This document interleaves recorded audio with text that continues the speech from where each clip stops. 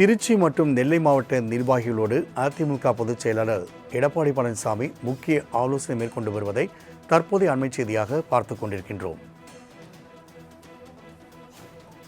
தொடர்ச்சியாக வேலூர், திருப்பத்தூர், திருவண்ணாமலை உள்ளிட்ட மாவட்ட நிர்வாகிகளோடு ஆலோசனை மேற்கொண்ட எடப்பாடி பழனிசாமி இன்று திருச்சி, நெல்லை நிர்வாகிகளோடு ஆலோசனை மேற்கொண்டு வருகிறார்.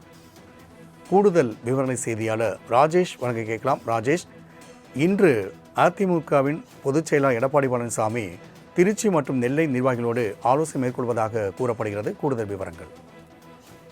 ராம்குமார், வணக்கம். 2026 சட்டமன்ற தேர்தலில் அதிமுகவை பொறுத்தவரைக்குமே 47 சட்டமன்ற தொகுதிகளில் வெற்றி பெற்றிருந்தார்கள்.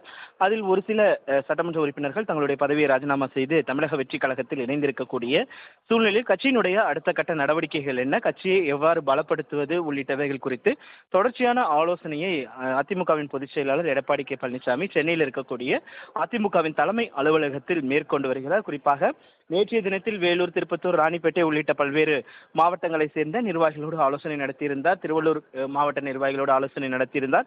இந்த நிலையில்தான் இன்றைய தினத்தை பொறுத்த வரைக்குமே காலை 10 மணிக்கு திருச்சி மாநகர மாவட்டம், திருச்சி கிழக்கு, திருச்சி மேற்கு உள்ளிட்ட பகுதிகளை சேர்ந்த மாவட்ட நிர்வாகிகளோடு ஆலோசனை மேற்கொள்கிறார். அதே போல திருச்சி புறநகர், தெற்கு மாவட்ட தொகுதிகளை சேர்ந்த மணப்பாறை, ஸ்ரீரங்கம் உள்ளிட்ட தொகுதிகளை சேர்ந்த அந்த நிர்வாகிகளோடு ஆலோசனை மேற்கொள்கிறார். அதே போல காலை 11 மணி அளவில் திருச்சி புறநகர் வடக்கு, முசிறி, துறையூர், மணச்சநல்லூர் உள்ளிட்ட தொகுதிகளை சேர்ந்த நிர்வாகிகளோடு ஆலோசனை மேற்கொள்கிறார். அதுபோல திருச்சி புறநகர் கிழக்கு மாவட்ட தொகுதிகள் லால்குடி, திருவெரும்பூர் உள்ளிட்ட தொகுதிகளோடு அவர் ஆலோசனை மேற்கொள்ள இருக்கிறார்.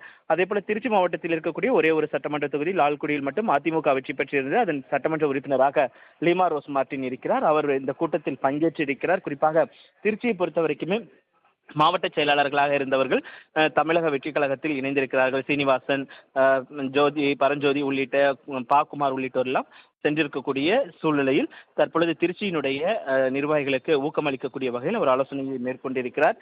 குறிப்பாக இதனைத் தொடர்ந்து இன்று மாலை 4 மணி அளவில் திருநெல்வேலி மாவட்டத்தை சேர்ந்த நிர்வாகிகளுடன் அவர் ஆலோசனை மேற்கொள்வார் என்று எதிர்பார்க்கப்படுகிறது. ராம்குமார்.